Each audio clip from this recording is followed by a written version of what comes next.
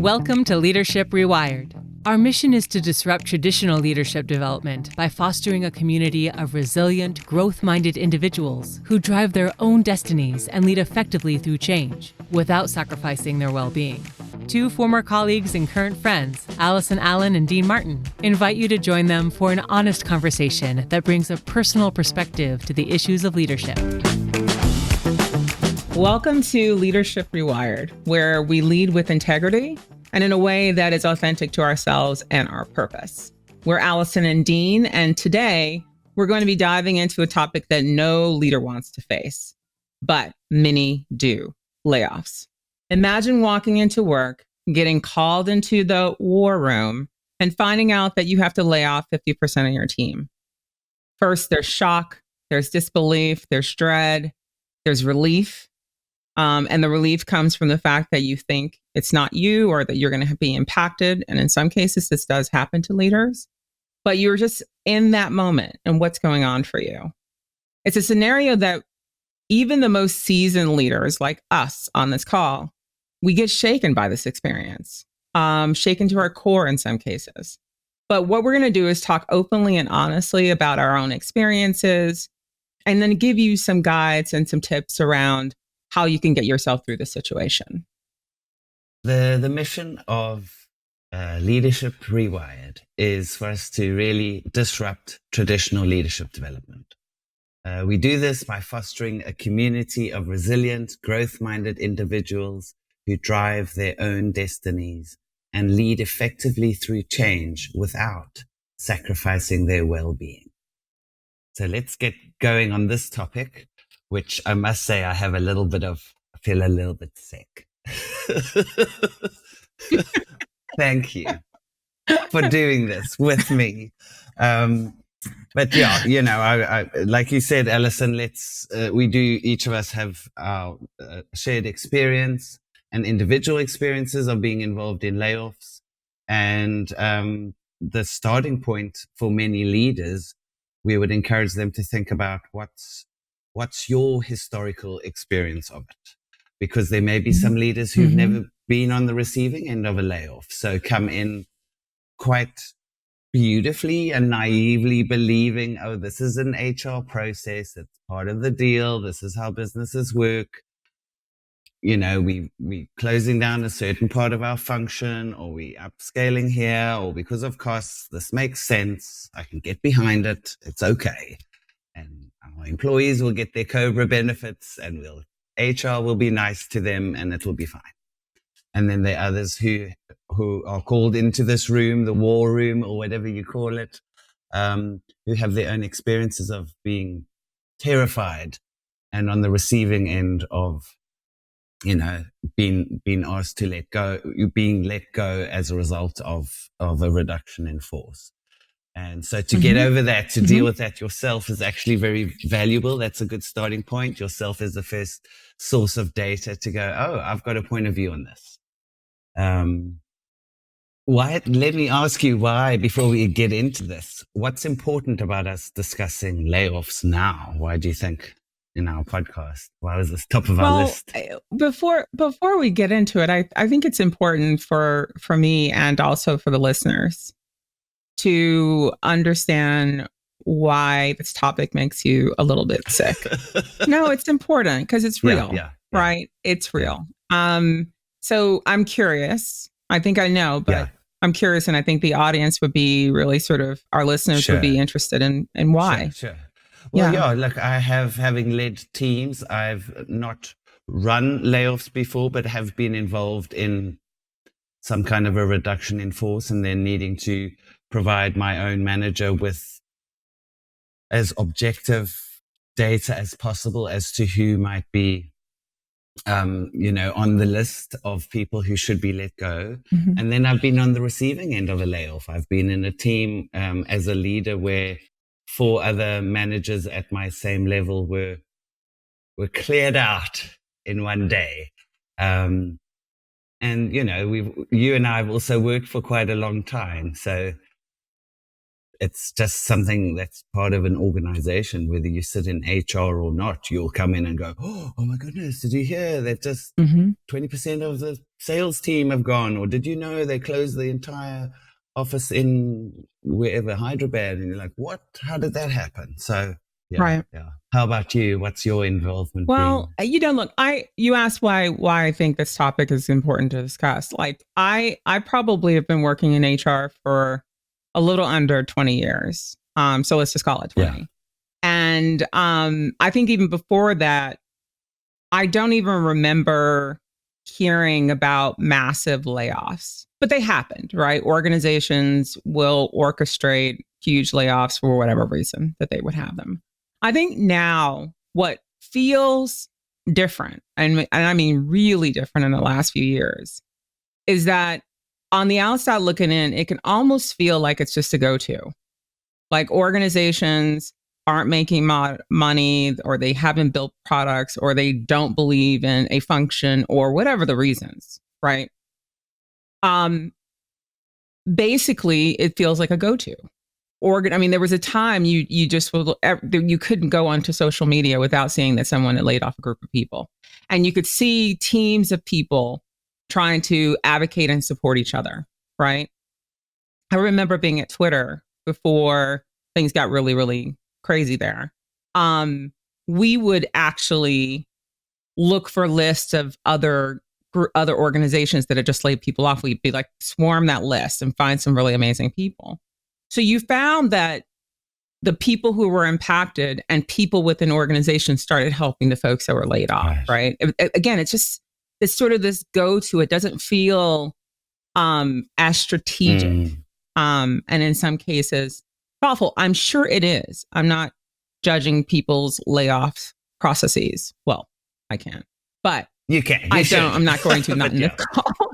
But I do feel like it feels rampant. And it's almost like, what could we be doing as organizations to step back for a second and just maybe go back to some foundational stuff that prevents us from having to do this? But I personally have never been part of a big, massive layoff. I have too many, I call them too many. I'm sure most people wouldn't say that the case, but I have a number of experiences where I have been part of either leading a work stream on a massive layoff or having to lay off people on my team. And every single time, and I would call, 7 or 8 experiences, I'm sick to my stomach through the process. But you're a leader. Yes.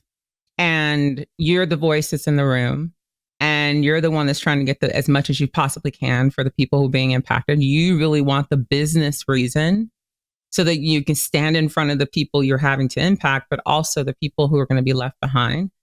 And so, I've been in that seat. I've never been part of something massive. I have been part of a follow-up where we were expected to lay off a certain number of people, and I did.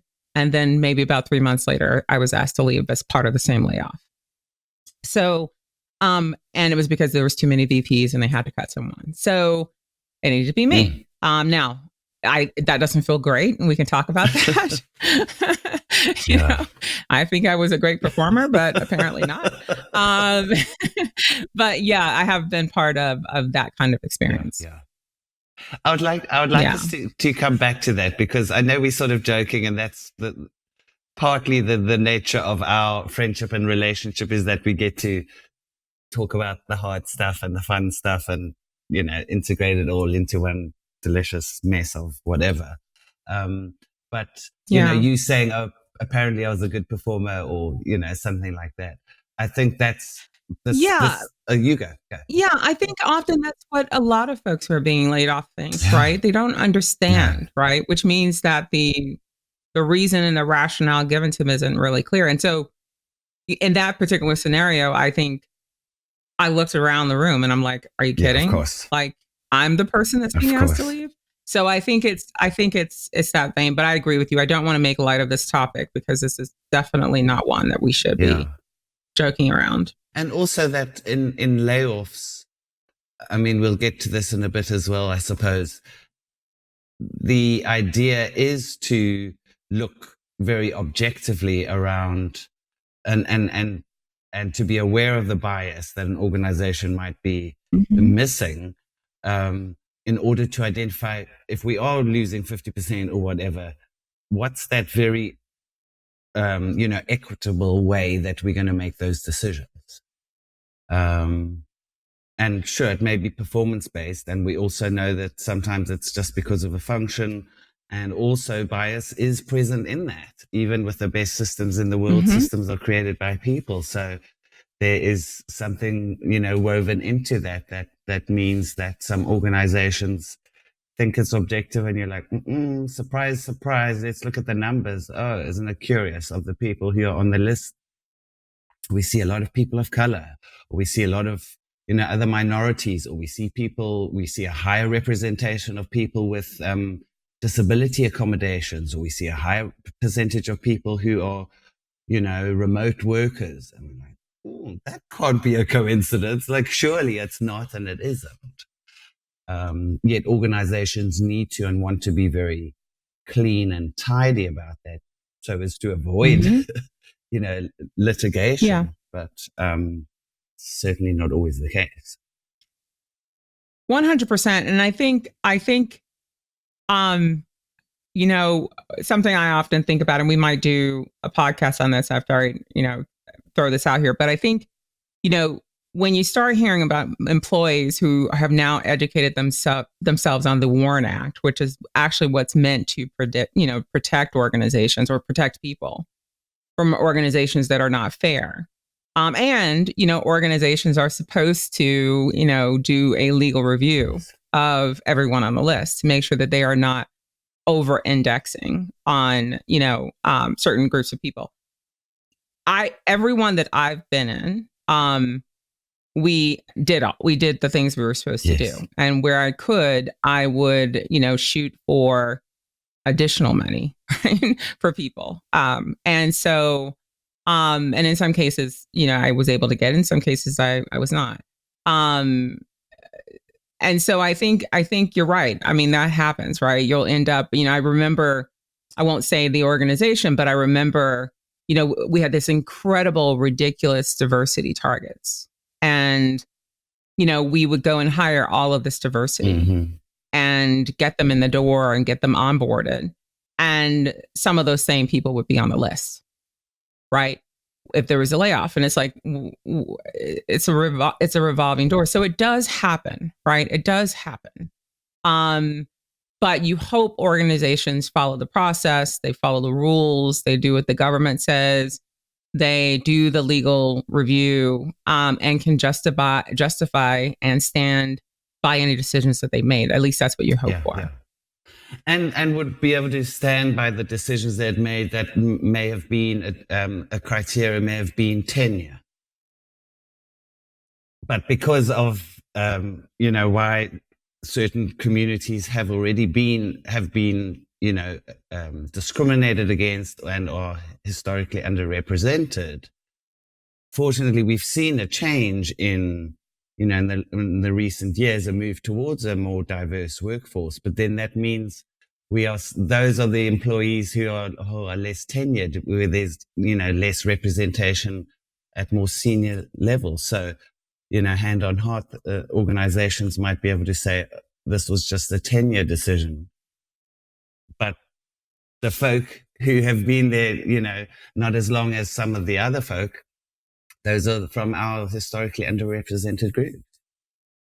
And that's what's interesting is I've never been part of a layoff where tenure was a qualifier. Really? Okay. Right. I have, you always lead with, how the job, the skills, the roles, the, spans and layers, the sort of cost in organizations is where you really want to go. Do you want to say a little bit more about what spans and layers means, just for folk? Yeah, spans and layers. So, a lot of times we build organizations that have large numbers of people and large numbers of managers. And you can look across your teams and you will see a manager that has 3 people and a manager that has 11 people. And you say to yourself, okay, do I need 2 managers? Yeah. So maybe I need to span out so that the spans are equal, especially if the work is similar. Yes. But in cases where the work is not similar, so let's use that same scenario. You've got, a leader who has 11 people who's doing a job and, they're doing all the things. And then you've got this other leader over here that has similar work, but not completely similar. But that manager who has 11 people can actually manage the whole thing. So you can then say, okay, that person's capable. They have all of these skill sets. They have the ability to raise someone up to a quote unquote supervisor, not an actual manager. And you can let them build a sort of a micromanaged team or a different team. Micromanage is the wrong word. And so they can take over all of those people. Right. And then that manager can be impacted. So you have this sort of manager conversation, which is manager alignment, but then also spans and layers in terms of the numbers of people that you have. Right. You also want to take out layers because, I've seen organizations where it's like 1 to 2, 1 to 7, 1 to 3, 1 to 2, and it's like, okay, how much is that costing us? Right. Now that's just basic level organizational design, right? Which we should just be doing all the time. There's no reason why we should even be in that situation. Yeah. But it becomes an option for a leader when they're trying to make decisions around, where can we cut costs? I have never had, again, a criteria that says tenure. Good. One of the things I deplore, and this happened a lot in the last couple of years, especially in tech, is laying off, kids in college who've been there for who just started, or rescinding offers. But again, that's where people thought, this is where organizations thought they had to be, taking back offers from college students, right? And again, you say, we can do better than this. Yeah. We can do better than this, right? So I do think it is something that organizations use, tenure, last in, that's the phrase, last in, first out, which isn't a reason that I would ever stand behind. But I do imagine it does happen. So tell us, what are some of the first things you would encourage a leader who's in this position, who's just been told, okay, we're doing layoffs or a reduction in force? What are some of the first things you'd encourage them to be thinking about?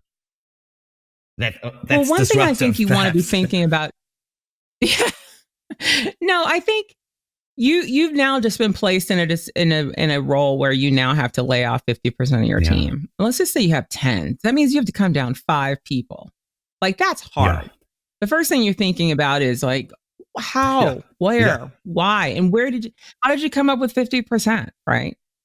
And these are questions you should ask. Now, I would actually encourage you to read the room. If there's a bunch of consultants in the room or some executives in the room and your managers in the room and their managers in the room, this is probably not a place for you to go into hard questions and asking, right?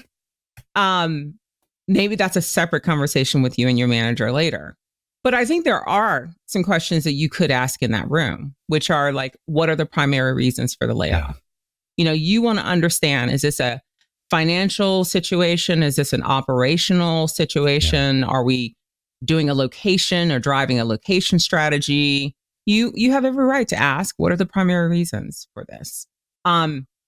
What are sort of the goals? Is this a headcount exercise or a financial exercise, or is it both? Because folks can easily find people if it's headcount. They can go, again, that's when you see a lot of the early careers and interns get laid off because it's headcount. And when you say headcount, Allison, that literally means we're just looking for bodies, actually. Well, you want to know if it's a headcount exercise or if it's a financial exercise, because a headcount exercise could just be about total numbers of heads that you have in the organization, perhaps that you budgeted for. Right. Finance goes through their entire process and they're often looking at all the numbers together in some big aggregated number. And they will talk to the CEO about how many heads we can afford, right? If they find out that we're hiring too much and we have too many heads, then it's a headcount exercise because we've got to bring the headcount down. But let's make no bones about it. If it's a headcount exercise, it's a financial exercise because you're looking for a number, right? That you're trying to get to that we can afford, that the organization can afford. Right. So you want to know as a leader, and I don't care if you are a manager of individuals or a manager of leaders. You need to understand if it's a headcount exercise or a financial one. I've been in too many scenarios where business partners have sat down with leaders and said, you need to cut this many heads. Someone goes, they find this many heads because they've been, I don't want to get into that, but they've been, they know how many heads they can cut and they got names already. Come back and then they find out, okay, that's not enough cost. Because you're doing a calculation on their salary, on their annual salary and their benefits. That's what the business partner asked you to do. That the business partner said, you need to cut this many heads, right? And then they're like, okay, you need to cut more. And it's like, wait, is it a head count? It's kind of too late to be asking at that point. Because now you've served up Allison and Dean on a list. and we don't make enough money. And so now you got to find more people, right? So it's like, ask the questions up front. Is it headcount? Is it cost? Is it both? Yeah. If it's both, then that helps you. And then you should also ask, and I should say for the listeners, we're going to put together a guide on this that we're going to share with people who are interested in getting. We'll talk to you a little bit more at the end of the call. But, the other thing I think it's really important is to discuss, what criteria I should be using. And often the suggestion there is, again, managers, spans and layers, performance, contributions, skill sets. How many times have you heard where we've changed our business and we don't have the right skills? And it's like, okay, can you upskill some people, or are people never going to get there? Those are the people you might want to put on the list. So skills, geographies even. So you want to understand from that room, at least those three things. And there are other questions that you can ask, but those other questions you can ask of your manager. What's so important for a leader to be clear on those things? Well, the reason why you want all of those three things is a couple things. There's something about, again, remember where you are. You're kind of thrown off your game. You're in the war room. Yeah. You are just reeling from what you've just been asked to do. And you need some information just to get yourself thinking. And sometimes questions can be grounding, right? Because you can then have even more context that you didn't have before. Nice. And so asking those questions can just give you a little bit of information that you can then take and go process. Yeah. Now, obviously, when you leave the war room or leave the room, you're not going to go like running around trying to get people together. You need to just give yourself some time, and I want to come back to you on this. It's almost like you're now that leader. You now have asked those specific questions. How do you feel in this moment? How do you sort of, process? You got your little information. What would you do next? Yeah. I can tell you what my thoughts are, but what would you do? Oof. Well, I think if we're practicing sort of radical self-inquiry and we're aware of what's going on within us, I would say, as a leader, the first thing you're doing is to actually even notice what's happening in your body and your thoughts and your mind, and to be able to just regulate yourself and go, okay, no sudden moves. I don't have to make a decision right now. I don't have to act right now, but let me acknowledge that I may well be moving into, the amygdala, that old part of my brain is perceiving this as a threat, as a physical threat. Mm-hmm. But I'm not in physical danger. So how do I sort of get my thinking brain back online? And that's what I love about what you've said there. Ask some questions to get us back online there.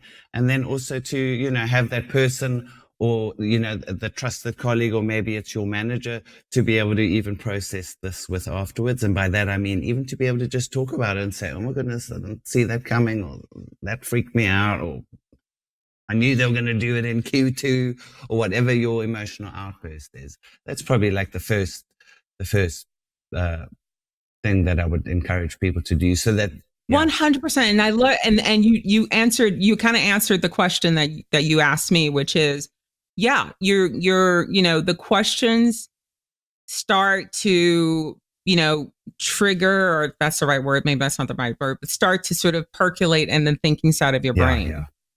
Especially if you're a feeler, right? And we're talking a little bit of like Myers-Briggs here, but it's like, when I lead with so much F, it's not even problem. It's not even funny. It's like, I'm like, oh my God, the children, then all the things, right? Yeah, of course, I'm like, have to constantly sort of pull myself back into not breaking down and crying, which, I think sometimes people are like, oh my God, she can execute these things with no feeling. And like, no, it's all there. But, you've been tasked with this. And short of saying you're going to quit your job and walk out, no, I'm not doing this, you have to do it, right? And so the questions just tend to be good information for you to get some additional context.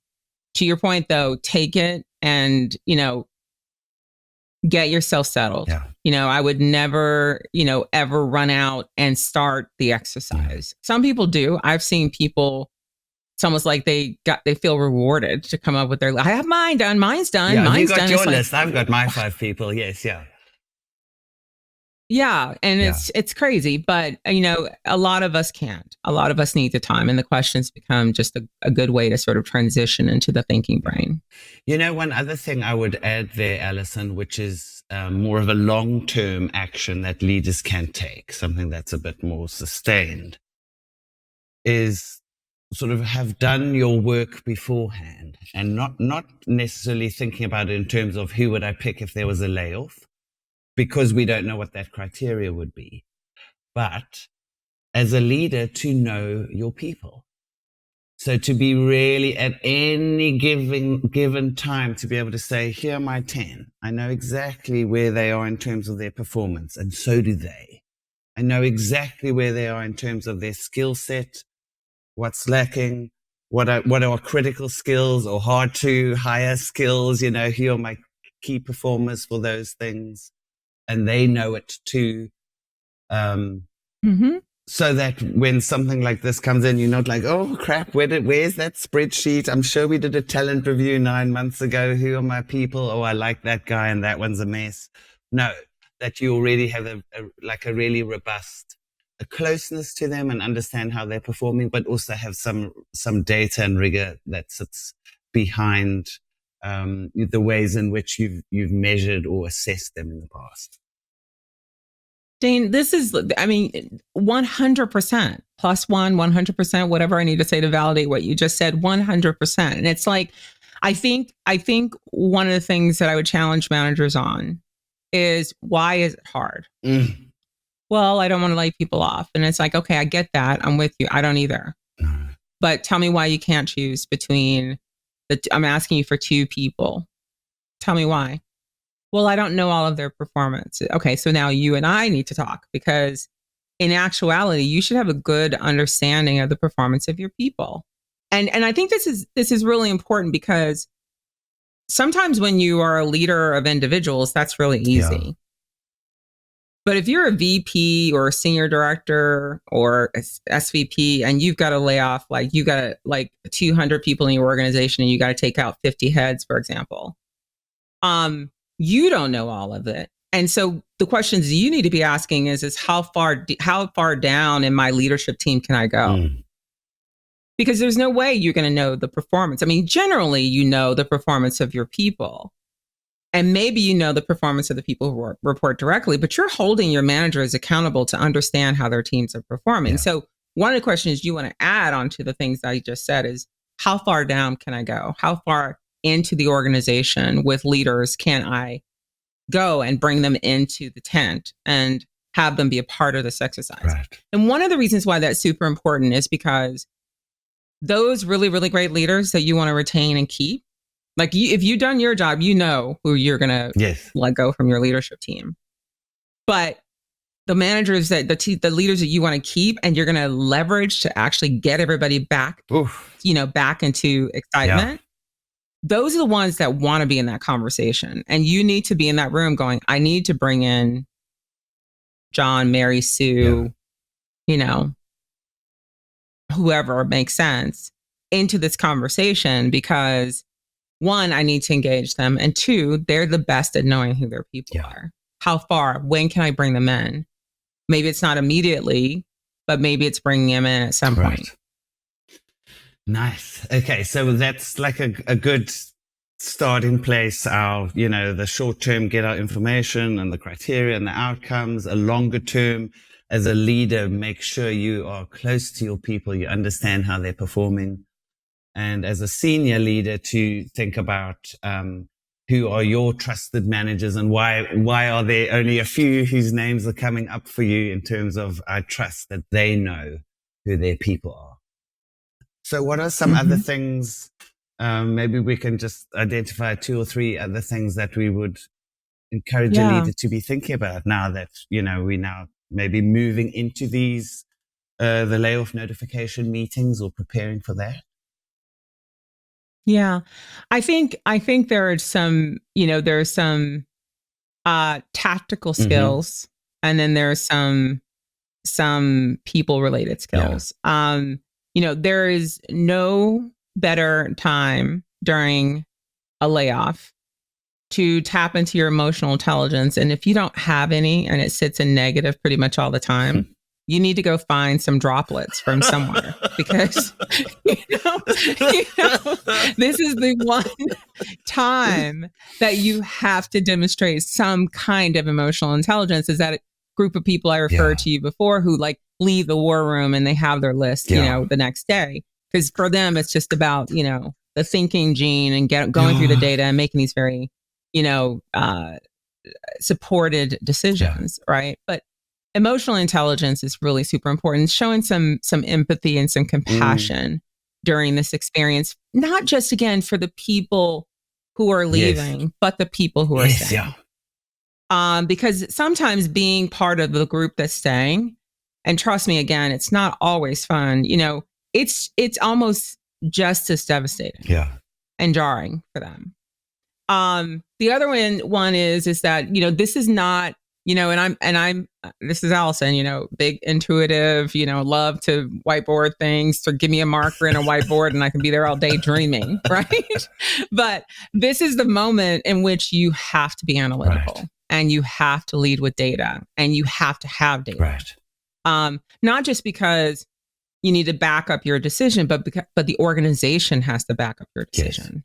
And so you need to be pulling as much data as you can with HR and getting with your business partner and looking at the data in a very, very in-depth way so that you can make really informed decisions. I think it's really important to lead with clarity and be as transparent as you can. There's some others that I won't get into, but leading with clarity is so important because, again, I remember doing a layoff and working with a manager, and he was just so happy, not happy, but he was just like, well, the people who are staying have jobs, so they're going to be happy. And I was like, okay, they're going to know why they just lost half their team. Well, I can't tell them. Well, then you need to figure out what you can tell them, because they're going to want to know why. And he was just so convinced that this was not going to be a big deal. And people rebelled. People shut down. Some of his top performers, actually quite a few of his top performers, left. They just couldn't trust him. And he felt almost like more in with the people in the war room than he felt more in with his team. So this leading with clarity piece, again, I know sometimes it's always, we can't share that. We can't tell you this. We can't share that. Well, then what can I share? Ask that question. What can I share? I need to retain these top performers. I need your help in what I can say, and make it something real and something that people can see and relate to. So emotional intelligence, analytical skills, and leading with clarity.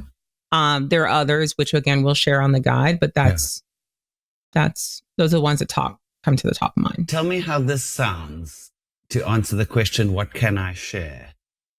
Can a leader share with the remaining employees and team things like, this is really difficult, this is a difficult decision, or I personally feel really sad that we had to say goodbye to X, Y, and Z. Like, what's the line there? How much of that would you encourage? So you have to, it's a good question. I thought you were going somewhere else, but I'll go so somewhere first else I will as well. say, Stick around. no, I think often people, the leaders want, the leaders will get asked questions about why did you choose John Smith, right? And you cannot answer any questions that's specific to a individual for a multitude of reasons. But you can say that this was not a great moment for us. Yeah. You can say we had to make some tough decisions. The decisions, especially if you've done so, were based in data and fact. Yeah. And, this was hard for everyone who had to make those decisions. This was not an easy exercise. Right, yeah. But you have to temper that, because often leaders will go so far that it will seem as though they want empathy. Yes, like, it was so hard for me. And And no one wants empathy. No. They don't want to get, it's not that they don't want to like take you outside and throw you in the water, but they don't want to hear you go, woe is me. So I think striking that balance between, this was not an easy exercise. Sure. It was one that had to be done for financial reasons, from organizational performance, whatever the case may be. Being as crystal clear about that, I think, is super important. Every decision we made, and for the team members who are no longer here, was based on data and fact and information. This is why it's so crazy when organizations lay off top performers, because it's like, are you kidding? I just had my performance review 30 days ago and you said I was a rock star. And now you're telling me, like, that story should never play out. But it does happen. Yeah. So if you can stand in front of your team and say those things, I think, your team will understand. They'll be wounded, but they'll understand. Yeah. What do you think leaders don't do enough of during a layoff? And I'm thinking particularly about the folk who are left behind, your employees. Yeah, I don't think they think about. I don't think they think about, interpret, influence the post communications. Everyone's in get the names. Everyone's, what do I have to do on the day? Everyone's in, what do we tell people? Yeah. Everyone's in that moment. And then it's almost like now the remaining is, okay, what do I need to say? And then they're just getting some HR document with these canned FAQs and canned whatever. And in recruiting, I used to say all the time, what happens in an organization is happening to recruiting. So you lay off, 500 people in India for whatever reason. The recruiters in New York are going to have to answer questions on that, because someone's going to know why you did that. Yep. So it's almost like treat recruitment like salespeople, right? They're the same. They're selling to selling to humans, because we're still hiring, but we just did this thing over here and we now need to explain it. So I think they don't do enough on that sort of, it's happened now, the post, to really make sure that managers and recruiters are really equipped to answer all the questions and be able to respond in a way that's thoughtful. Right. And a lot of that is associated with timing. It's always the thing that sort of lasts. The thing is going to happen next week. We need to work on the communications. It's this thing that's often like sort of in the back and not necessarily in the front. And that, I think that's a problem. Right. Yeah. Is there any part of the process as well that leaders could sort of take a little bit more time in? I'm thinking about, pushing their teams back to work, and this kind of like, we did it. It happened on the Tuesday. Everyone's been called. Do you think they rush that a bit? Like, what are your thoughts around anything that a leader's rushing or could just I think a lot of organizations are like, it's over, get back to work. What's that about? I think that's what we were talking about earlier. I think it goes back to change management. And I think, we used to do this exercise in change management where we would talk about, leaders who have been in the change from the beginning versus the leaders who were brought in at the tail end. if you've been in the change and dealt with the change and figured out all the things, and you've been in it longer than anybody, and in some cases, you're already there. Yeah. You're kind of over it, right? We've laid off the people. Okay, let's get people back to work. Whereas the leader who is in this example just found out, and they have to now deliver these conversations, right? They are not where you are. It's almost like you see the fruit of the labor because you see all the benefits and the cost and all the things that are going to come back. Meanwhile, this leader is still just looking at the stump and saying, I don't even see this tree that you're talking about. I don't see the fruit. I just see a stump. And they're not happy about it. So I think that's the part, to me, if you ask me, I think every phase of a layoff, the before, the during, and the after, deserves time and space to work out all the kinks, and that all the people who are involved and responsible for executing are given the time and the resources they need to be supported. But where I've seen it 9 times out of 10 is after the layoffs. And it's because leaders they've dealt with it already. So they've moved on.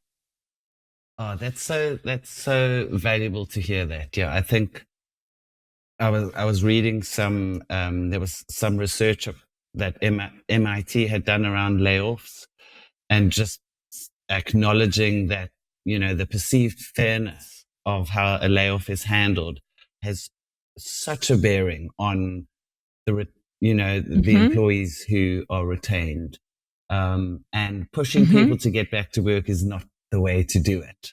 It's actually done in the thoughtful communication of it, the checking in, and also identifying that, each individual may need something different. There are some folk who are like, oh, okay, that was terrible. I wasn't affected. Okay, I can get on with it. And there are also many people who have lost colleagues and who are now thinking, oh, my workload has doubled. And is this another one? Are we going to do more layoffs in Q3? For a leader to be able to notice and check in with their leaders or their individual contributors to see, what else does this person need? Because pushing them now is going to backfire. Right. But I see a lot of that. I remember being in an organization where there were huge layoffs. Oh, and the timing was terrible. They announced it. And then also in the same meeting, announced some good news for the organization. And everyone's like, what just happened? We've just lost a whole bunch of people. And now we're also getting a very cheerful message about something positive. Like, just cool your jets, buddy. We need a moment to go, here's our decision. Wasn't a great experience for anybody. We care about them. We care about you. What do you need? And just to sit there. And this is where comms people, or change people, or OD people, or HR business partner, or any human sitting in the room with any ounce of emotional intelligence needs to sort of raise their hand and say, I don't think we should mix those messages together. I know. That's like one of the worst things that we can do. Can we send out an email like the following week? Or can we, not bring that up and just focus on the fact that we've just laid off people? Yes. I also think we need to empower our managers to feel that they need to do what they need to do for their teams. So I would tell my managers, look, everyone, we need to get everybody back to a solid footing. I'm going to leave it up to you to figure out what your team needs. If they need a couple of days where they're working from home, if they need a couple of days where they're just kind of taking some PTO or some comp, then give it to them. But I don't need to know about it.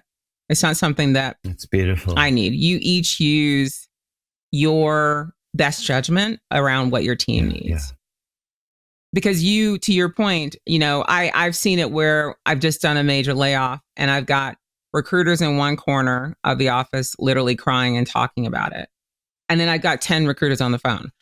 This place is the best place for you to work. It's like people need to deal with change in the way that they need to deal with change, but they need to have the information and then they need the time and space to get to where they need to be. And I think empowering especially our team leaders, our leaders of individuals, giving them the power to figure out a way to be there in the way that their team needs, and then giving them the permission to do that, I think is really super important.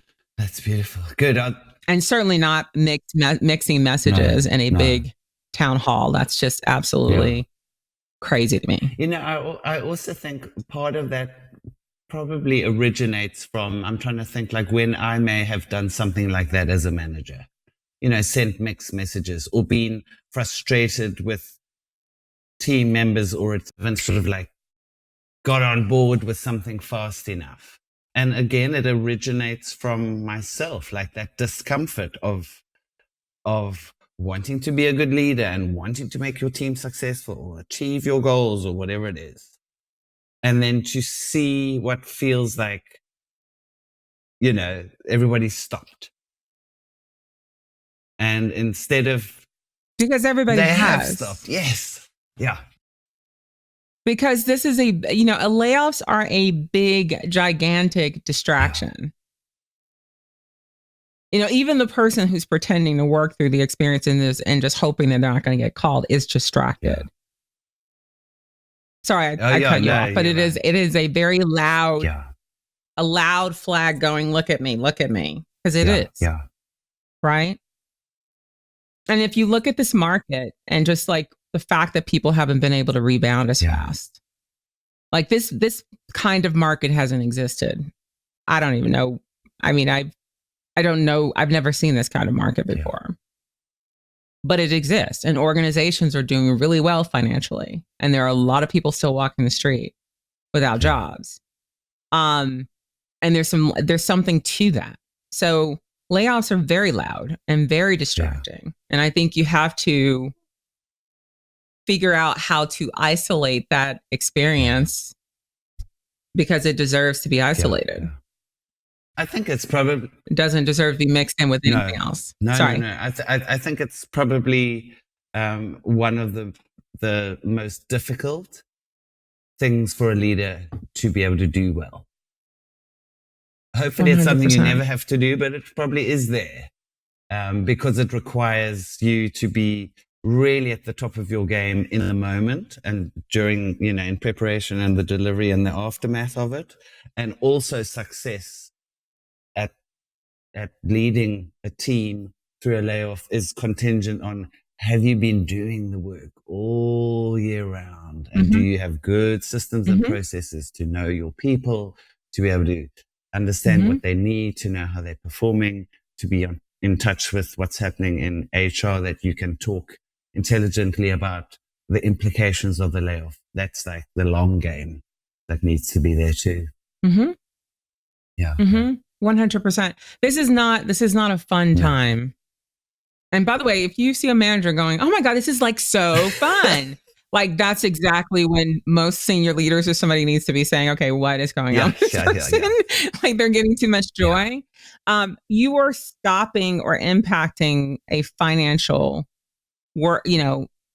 stream of money coming into somebody's house. Like you don't know what is going on for people or where they are or what's happening for them. And so it's not a decision that should be flippant. Like it really needs to be something that's based in fact and data and something you can stand behind because these are the right people to leave and these are the right people to stay. Any last thoughts? Any burning message? Yeah, I think leaders, look, I think this is not easy, as you and I have discussed, right? And I think the best way to, and I'm going to overuse it, is to think about what's in your control and what you can influence and what's out of your control. Perhaps something that's out of your control is the fact that you've been given a 50% target. Maybe you can try to influence it up or down, but the target is there, right? Maybe the things that you can influence is the kind of data you can collect and the kind of information that you can collect. And even the timing of when it happens, or being super thoughtful if you have a global team to doing it in a time zone that makes sense for them versus doing it in a time zone that just makes sense to just cut people off. So you look for those things that you can, what's really out of my control and I'm not going to be able to influence it. And what's really in my influence, like my influence circle. And then what's in my control? What can I actually do? And I know this, again, I use this reference a lot because I just love it. Because I think when you see that, you can actually sit down and say, okay, what's my plan? Yeah. One thing that's in your control, unless it's taken away from you for whatever reason, and that's just really crazy to me, and I'd be interested in understanding that more, but is communications to your team. Right. How those communications are written, when they're going to come out, you having as much line of sight of what that looks like is super important. And what you communicate to your team. You can be told and with guidelines, but how you say it and the way you structure your sentences are in your control, right? So I think it's really figuring that out. It's important, I think, to think about layoffs in 3 phases: before the layoff, during the layoff, and post the layoff. And again, as I said before, they all deserve equal time. Not one piece of it should be shortened. Right. Before is data-driven, analytical, making sure you're selecting the right people for the right reasons, making sure you understand what the team will look like afterwards. Often leaders will execute and they'll come up with the names and they've given no thought about the aftermath. Yeah. I've seen it where you'll have someone make a decision about an entire team and keep one person. And then that one person's kind of hanging out there because they don't quite know. And now they're in Workday reporting to the senior most leader, the president of the organization, because nobody thought where that person was going to go. So the before, the during, and the post needs your time before you start anything, honestly. And again, constantly thinking about in control, influence, and what can I not control is super important. So good. So we know layoffs can be challenging, and we've discussed today that we can, though, as leaders, if we are tackling them with empathy, giving our teams clarity and integrity, we can make a significant difference. So as a leader, it's your responsibility to guide your teams through these tough times. That's why we're here to talk about how do you do that in a resilient way, in a way that doesn't negatively impact on your well-being. If you found this episode helpful, please share it with other leaders and with friends, others who you think may benefit from these insights. And just remember, in the face of adversity, lead with grit and grow with purpose. And until next time, we just hope that you stay strong and stay resilient. My final question then for Allison will be, what's your honest and personal truth about layoffs?